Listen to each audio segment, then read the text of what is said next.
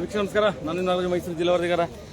ನಿನ್ನೆ ಟಿ ನರಸೀಪುರ ತಾಲೂಕಲ್ಲಿ ಸುಮಾರು 600 ಒಂದು ರಸಗೊಬ್ಬರ ಗೋಡನ್ನ ಕೂಡ ತನಿಖೆ ಮಾಡ್ತಾರೆ ಕೃಷಿ ಇಲಾಖೆಯವರು. ಹಾಗಾಗಿ ಅದರ ವಿಚಾರವಾಗಿ ಸದಾನಂದ ಗೌಡರನ್ನು ವಿಚಾರಿಸಿದಾಗ ಅವರನ್ನು ಮಾತು ಹೇಳ್ತಾರೆ. ನಾನು ಕೂಡ ರಸಗೊಬ್ಬರದ ಒಂದು ಮಂತ್ರಿ ಆಗಿದ್ದಾಗ ಈ ರೀತಿ ಎಲ್ಲೂ ಕೂಡ ಆಗಿರಲಿಲ್ಲ. ಆದರೆ ಇವತ್ತು ಕಾಂಗ್ರೆಸ್ ಸರ್ಕಾರ ಬಂದು ಈ ರೀತಿ ಆಗಿದೆ ಅನ್ನೋದು ಕೂಡ ನಿನ್ನೆ ಆದಂತಹ ಏನು ಇಡೀ ರಾಜ್ಯನೇ ಬೆಚ್ಚು ಬೀಳುವಂಥ ಒಂದು ರಸಗೊಬ್ಬರದ ನಾನೇ ನಿನ್ನೆ ಫಸ್ಟ್ ಸುದ್ದಿ ಮಾಡಿದ್ದದನ್ನ ಬನ್ನೂರು ಹೋಬಳಿನಲ್ಲಿ ನಿನ್ನೆ ಕೊಡಗಳಿ ಅನ್ನೋ ಒಂದು ಕುಗ್ರಾಮದಲ್ಲಿ ಸರಿಸುಮಾರು 600 ಬ್ಯಾಗು ಸರ್ಕಾರಿ ರಸಗೊಬ್ಬರವನ್ನ ಒಬ್ಬ ಮುಸ್ಲಿಂ ವ್ಯಕ್ತಿ ಅದನ್ನ ಕ್ರೋಢೀಕರಿಸಿರ್ತಾನೆ. ಅದನ್ನ ಸಾರ್ವಜನಿಕ ಪತ್ತೆ ಹಚ್ಚಿ ಕೃಷಿ ಇಲಾಖೆ ಕೊಡ್ತಾರೆ. ಆ ಕೃಷಿ ಇಲಾಖೆಯಿಂದ ತನಿಖೆ ಆಗುತ್ತೆ. ಹಾಗಾಗಿ ಅದು ಬಂದು ಸ್ಟೇಷನ್ ಕೂಡ ಕಂಪ್ಲೇಂಟ್ ಆದ. ಅದೇ ವಿಚಾರವಾಗಿ ಸದಾನಂದ ಗೌಡರು ಮಾತಾಡಿಸಿದಾಗ ಇವತ್ತು ಸರ್ಕಾರದ ಬಗ್ಗೆ ದೂರ್ತಾರೆ.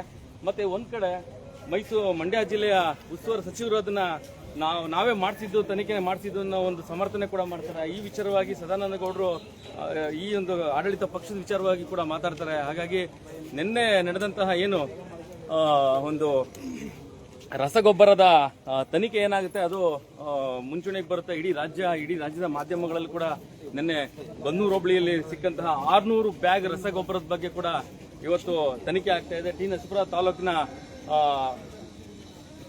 ಕೃಷಿ ಅಧಿಕಾರಿಗಳು ಕೂಡ ಬರ್ತಾರೆ.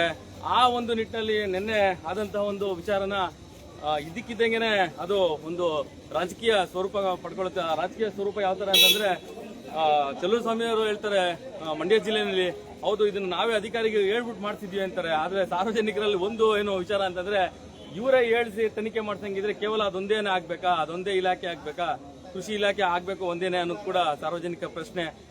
ಇದೇ ವಿಚಾರವಾಗಿ ಸದಾನಂದ ಗೌಡರು ಒಂದು ಮಾತು ಹೇಳ್ತಾರೆ. ನಾನು ರಸಗೊಬ್ಬರದ ಮಂತ್ರಿ ಆಗಿದ್ದಾಗ ಈ ವಿಚಾರಗಳನ್ನ ಕೂಡ ನಾನು ಎಲ್ಲೂ ಕೂಡ ನಾನು ಈ ತರ ಗೋಲ್ಮಾಲ್ ಆಗಿಲ್ಲ, ಶೇಖರಣೆಗಳಾಗ್ತಿರ್ಲಿಲ್ಲ. ಆದ್ರೆ ಇವತ್ತು ರಾಜ್ಯ ಸರ್ಕಾರ ಇವತ್ತು ಏನಾಗಿದೆ ಅನ್ನೋದು ಕೂಡ ನೀವು ನೋಡಬಹುದು ಅನ್ನೋದು ಸಾರ್ವಜನಿಕರ ಮೇಲೆ ಬಿಟ್ಟಂತ ಪ್ರಶ್ನೆ ಆಗಿದೆ. ಒಟ್ಟಾರೆ ಹೇಳಬೇಕು ಅಂತಂದ್ರೆ ಟಿ ನರಸೀಪುರ ತಾಲೂಕಲ್ಲಿ ಇಡೀ ಇತಿಹಾಸ ಕಂಡಂತಹ ಒಂದು ಕೃಷಿ ಇಲಾಖೆಗೆ ಒಂದು ಸವಾಲಾಗಿತ್ತು. ಆ ಕೃಷಿ ಇಲಾಖೆ ಸವಾಲೇನು ಅಂತಂದ್ರೆ ರಸಗೊಬ್ಬರದ ಸ್ಟಾಕ್ ಗೋಡನ್ನ ಒಬ್ಬ ಮುಸ್ಲಿಂ ವ್ಯಕ್ತಿಯ ಜಮೀನಲ್ಲಿ ಗೋಡನ್ನಲ್ಲಿ 600 ಬ್ಯಾಗು ಇವತ್ತು ರಸಗೊಬ್ಬರ ಬಹಳ ಸಿಗದೆ ಕಷ್ಟ ಇದೆ ಉತ್ತರ ಕರ್ನಾಟಕದ ಭಾಗದಲ್ಲಿ. ಆ ತರ ವಿಚಾರದಲ್ಲಿ ಇವತ್ತು ಆ ಒಂದು 600 ಬ್ಯಾಗ್ ರಸಗೊಬ್ಬರನ ಇವತ್ತು ಕೃಷಿ ಇಲಾಖೆಯ ಸಾರ್ವಜನಿಕರ ಒಂದು ಮಾಹಿತಿ ಮೇರೆಗೆ ಕೃಷಿ ಇಲಾಖೆಯವರು ಬರ್ತಾರೆ.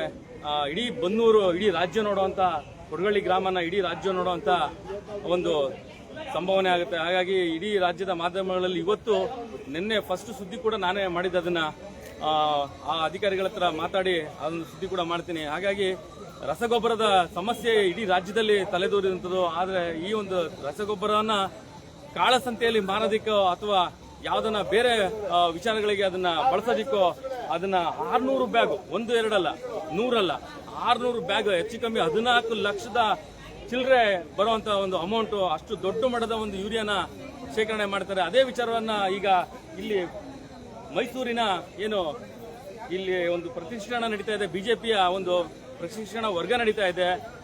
ಜಿಲ್ಲಾ ಮಟ್ಟದ ಎಲ್ಲ ಜಿಲ್ಲಾ ಮೋರ್ಚಾ ಅಧ್ಯಕ್ಷರುಗಳಿಗೆ ಹಾಗೂ ಪ್ರಧಾನ ಕಾರ್ಯದರ್ಶಿಗಳಿಗೆ ಈ ರೀತಿಯಾದ ಒಂದು ಟೀಮ್ಗೆ ಇಲ್ಲಿ ಬ್ರಹ್ಮಕುಮಾರಿ ಸಮಾಜದ ಆಶ್ರಯದಲ್ಲಿ ಇವತ್ತು ಬೆಳಗಿನಿಂದ ಕೂಡ ಸಂಜೆವರೆಗೂ ಕೂಡ ಒಂದು ಕಾರ್ಯಕ್ರಮ ನಡೆಯುತ್ತೆ. ಆ ಕಾರ್ಯಕ್ರಮದಲ್ಲಿ ಸದಾನಂದ ಗೌಡರು ಬರ್ತಾರೆ. ಇನ್ನೇನು ಕೆಲವೇ ಕ್ಷಣದಲ್ಲಿ ಯದುವೀರ್ ಒಡೆಯವರು ಕೂಡ ಬರ್ತಾರೆ ಇಲ್ಲಿಗೆ.